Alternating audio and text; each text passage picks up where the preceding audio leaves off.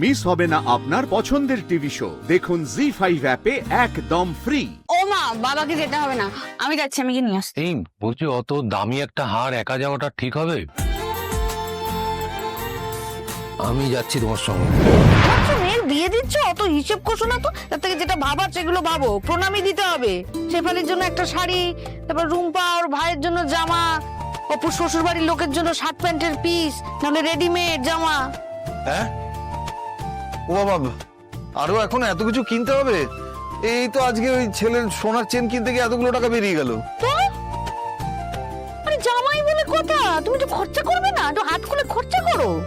আর জামাই, আজকে তো ওই সন্তু ওই সবচেয়ে শান্ত ছিল। তো চুপ করো, এক কথা বারবার বলো না, চুপ করো তো। তো তুমি দেখো, শম্ভুবাবু সকলের সামনে অপুকে এইভাবে বললেন, আর ও একটা কথা বললো না। আরে বাবা, দুদিন পরে অপুর বউ হবে, তো বউ সম্বন্ধে একটু তো কিছু বলতে হয়, সে বোধ বুদ্ধি ওর নেই।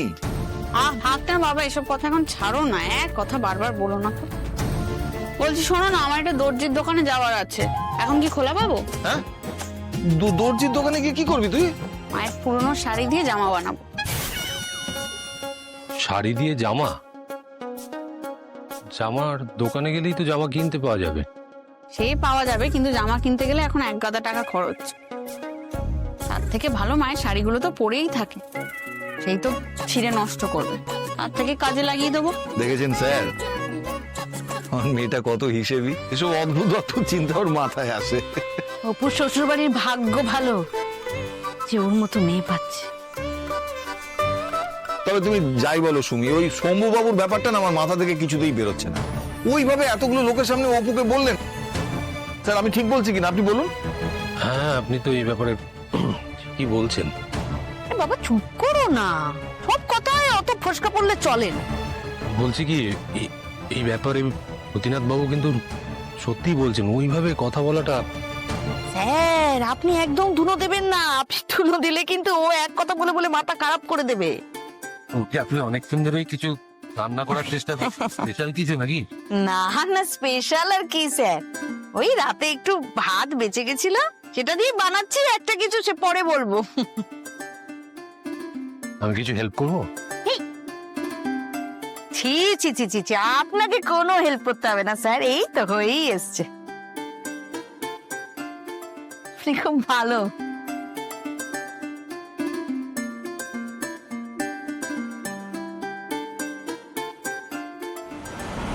শোনো, আমার মনে হয় এই ব্যাপারটা নিয়ে আমাদের এবার কথা বলা জরুরি।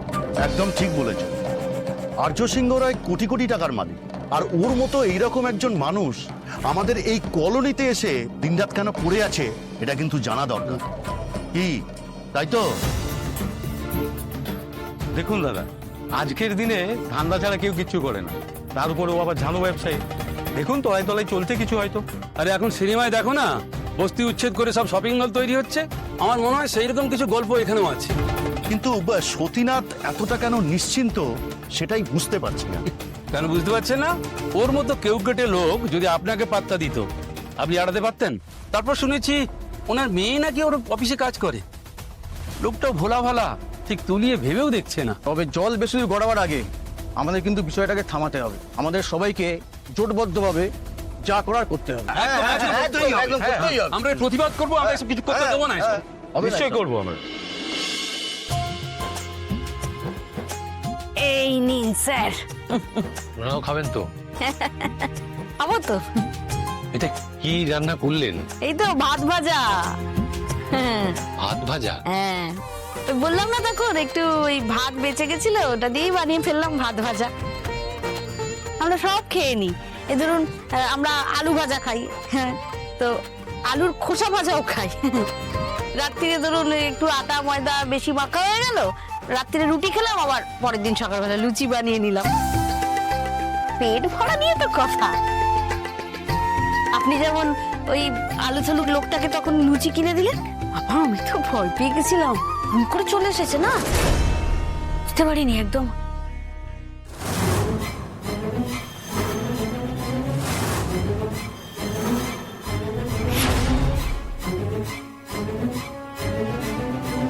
স্যার, ও স্যার আপনি মুখে তুলে আবার থেমে গেলেন, ভালো হয়নি বুঝি? না না, খুব ভালো হয়েছে। আমাদের বাড়িতে কিচ্ছু ফেলা যায় না জানেন তো স্যার, এই কারণে আমি বলেছি মায়ের পুরনো শাড়ি দিয়ে একটা জামা বানাবো। নিয়ে আর বানাবি? ওই সালোয়ার কামিজ চুড়িদার ওইসব কি তোকে আর শ্বশুর বাড়িতে পরতে দেবে রে? মানে অপু কি পড়বে না পড়বে তার জন্য অনুমতি নিতে হবে? অপুর যেটা ইচ্ছে সেটাই পড়বে। শ্বশুর বাড়ির তো একটা নিয়ম কানুন বলে জিনিস থাকে, সেগুলো তো মেনে চলতে হবে নাকি? না, মানবে না। অপু এখানে এত বছর ধরে যেভাবে মানুষ হয়েছে, যেভাবে থেকেছে, ওখানে সেভাবেই থাকবে। কি স্যার, ঠিক বলছি তো? হ্যাঁ, এক্স্যাক্টলি, ঠিকই তো বলছেন। আপনাদের পক্ষে বলাটা অনেক সহজ স্যার, কিন্তু একটা মেয়ের বিয়ের পরে স্মৃতিতে যখন সিঁদুর ওঠে না, জীবনে সব বদলে যায়। ওর শ্বশুর বাড়ি তখন ওর নিজের বাড়ি হবে, বাপ মার ঋণ শোধ করে চলে যাবে। মা বাবার ঋণ কি কখনো শোধ করা যায় মা?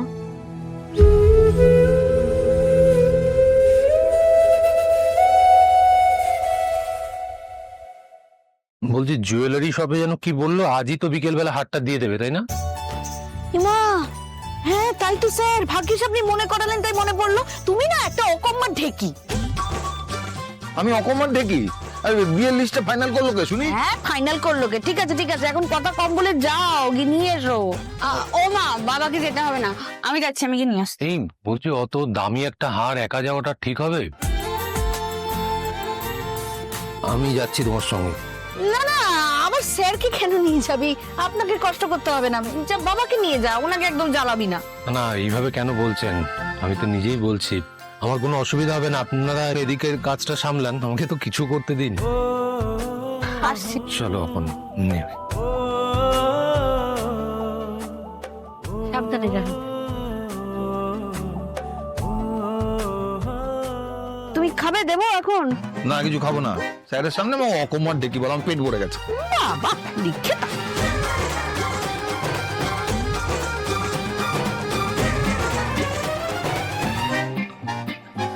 এই দুজনে কোথায় যেন যাচ্ছে।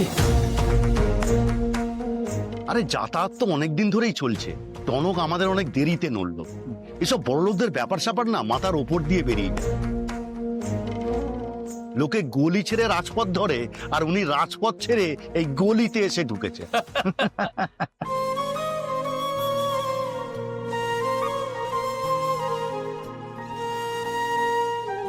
এইসব নিয়ে ভেবে তুমি আর কি করবে হরিদা?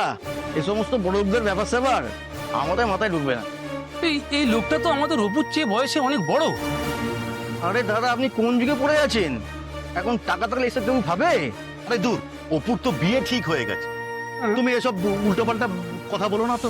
ডাল মে কুছ কালা হ্যায়, তবে যা করে করুক, আমাদের কলোনিতে এসে থাবা মেরে গাব করবে সেটা আমরা মেনে নেব না। জি5 ডাউনলোড করুন আর সব এপিসোড দেখুন একদম ফ্রি।